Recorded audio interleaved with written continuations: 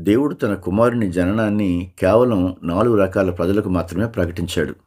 కొంతమంది పేద గొర్రెల కాపరులు, రెండవది తూర్పు దేశం నుండి వచ్చిన కొంతమంది జ్ఞానులు, మూడవది ఆత్మతో నిండిన ఒక వృద్ధుడు సిమియోను, మరియు చివరిగా ప్రార్థన చేసే వృద్ధురాలు అన్న.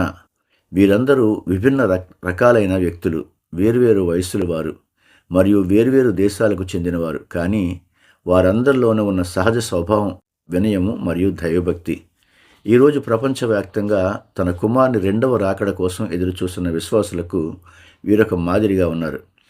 అదే కాలంలో నివసించిన అన్నయ్య, కైప మరియు శాస్త్రులు, పరిసయ్యుల్లాగే నేటి గొప్ప పండితులము అని చెప్పుకునేవారు మరియు గర్విష్ఠులైన బోధకులు ప్రభువు రెండవ రాకడ గురించి అజ్ఞానంలో ఉన్నారు.